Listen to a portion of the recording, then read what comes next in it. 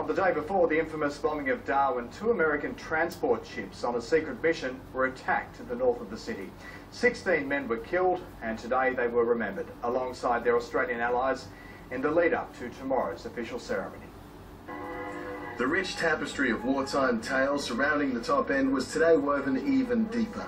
The tally of those who died during the bombing of Darwin has always included 16 merchant sailors from American transport ships, the SS Florence D and the SS Don Isidro. But today it was commemorated that among these men were 14 Filipino merchant sailors, civilians who died assisting the Australian war effort, and 2 American military personnel who fell defending these vessels. One of the ships had a gun team on the roof, basically.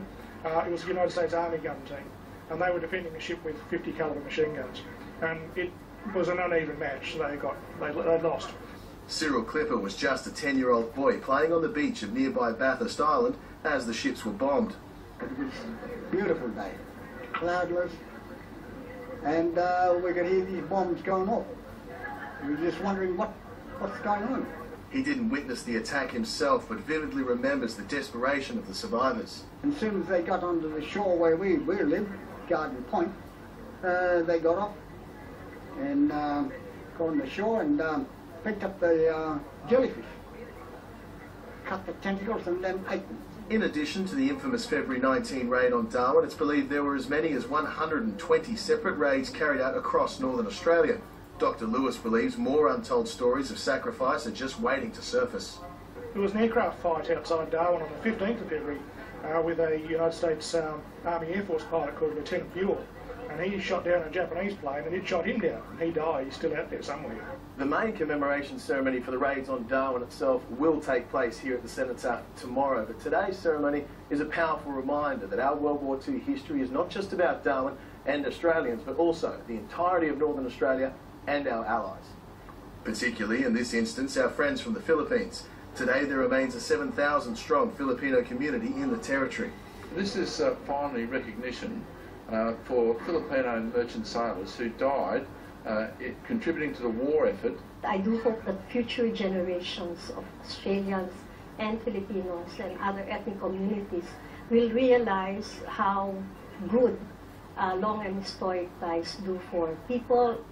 This is 9 News with Jonathan Upton. Good evening. Air raid sirens wailed across Darwin this morning, marking the moment Australia lost its innocence 72 years ago. The Japanese launched their surprise attack in a raid similar to the one on Pearl Harbour, targeting ships and airfields in a blitz that claimed 243 lives. In a haze of howitzer smoke, the last post sounds out for those who died the day Darwin and Australia came under attack for the very first time.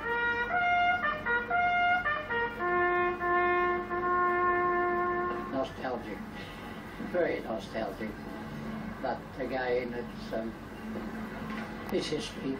An artillery officer in the Pacific Campaign, these reports hit close to home for Sergeant Moyles. He knows the terror of bombs falling. They're frightening. You don't know where they're going to land or what they're going to do. This morning, just as it did at the exact time on this day in 1942, the air raid siren sounded. 2 PC-9s reenacted the strafing and bombing of what was more than 200 Japanese aircraft. It started by saying, hooray, we're out. We give a bit of your own back, and then suddenly we realised there wasn't anything to do anything back. Darwin was caught completely unprepared. For most of the anti-aircraft gunners, it was the first time they'd heard the sound of their own guns. Almost half of the lives lost in Darwin were those of American soldiers, including 88 men from the USS Perry. This has been one of the more remarkable events that I've been able to participate in my 26 years in the United States Navy. Just being here and being able to be part of the commemorative events for the bombing of Darwin and also the sinking of USS Perry. 243 people were killed on this day in 1942, but Darwin was raided a further 60 times before the end of the war. In fact, there were as many as 120 raids across the top end throughout World War II, claiming thousands of lives. It was only just 2 years ago that today was marked as a National Day of Remembrance, on par with Anzac Day and Remembrance Day itself. It's a crucial piece of Australia's history that's only just now being fully recognised. Didn't really know all that much about it a few years ago, but now I do.